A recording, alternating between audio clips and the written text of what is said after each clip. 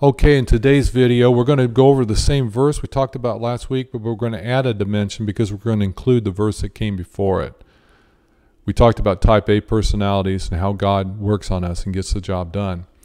Well, he does that in the context of relationship too as well. And I want us to take a look at our relationships and why do my relationships struggle?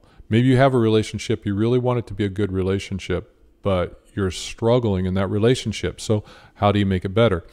This verse holds a key to help make relationships better. Okay. Now the verse went, we studied it before, for I am confident of this very thing, that he who began a good work in you will perfect it until the day of Christ Jesus. And we asked the question, we left the for, that little three-letter word for, off, and we basically just asked the question, who's at work in us and when does he get the work done? Today, we're going to look at how that 4 points backward. And why is Paul confident of their development? Well, Paul is confident of the Philippians' development because God and his mission were at the center of their relationships. How do you know that? Well, let's take a look at that verse. In view of your participation in the gospel from the first day until now, for I am confident. The Philippian church was a church that took off with the love of Jesus, and they wanted to share the love of Jesus with their neighbors and their relatives and their friends, and that church exploded. And because of that, Paul was confident that God was going to continue to develop them. Why? Because there's a spiritual principle we need to understand. Gospel relationships grow because God grows them. God's the added dimension. God's the key ingredient to how that relationship thrives and does so well. So let's jump to asking some questions.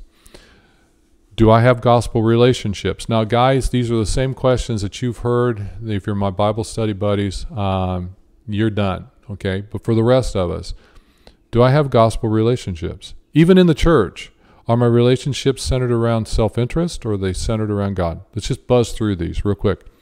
If my relationships were centered on God's mission, the gospel, what would need to change?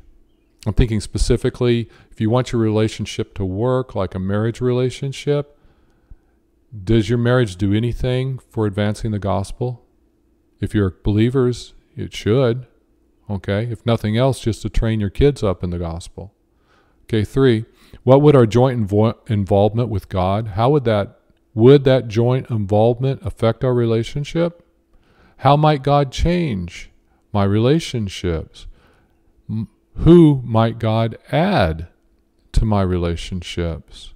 Which of my relationships are struggling? And what are those relationships centered around? What makes them work?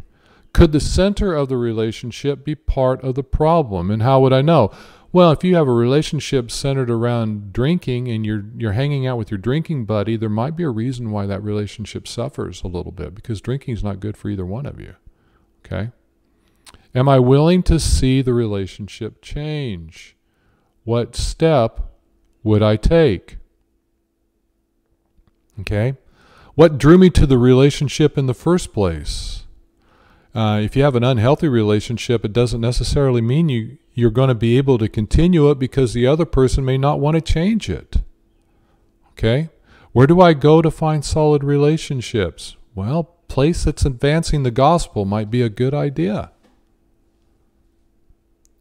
How do I see those relationships take off? Even in the church, our relationships can be based around self-interest, not really about advancing the gospel, not praying for our mutual friends and relatives and loved ones and wanting to see people come to know Christ.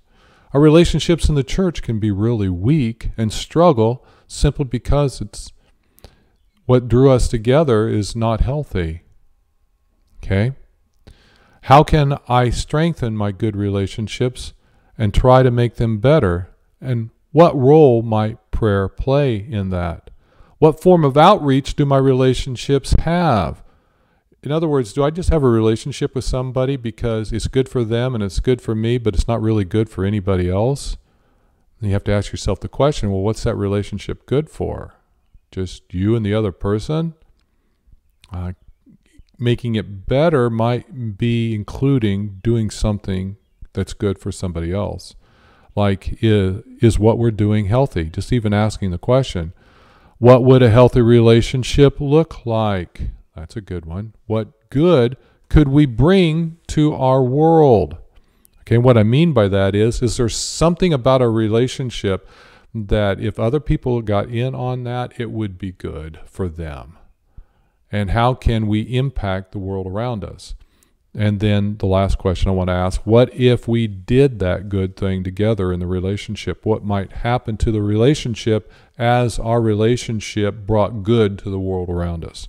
Now, these are just a few questions to kind of prime the pump, but if your relationships are struggling, it might be because they're centered around your mutual self-interest, and God is opposing that because he wants you to get your relationships in line with his mission.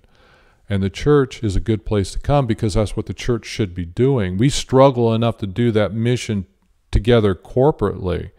So if you're struggling as an individual, you can come with us and struggle with us because we want our relationships to impact a lost world with the love of Jesus Christ. So I hope this kind of encourages you to know that if your relationships struggle, this might give you some reasons why they do and what you can do to help them become better relationships. I hope you're having a great week.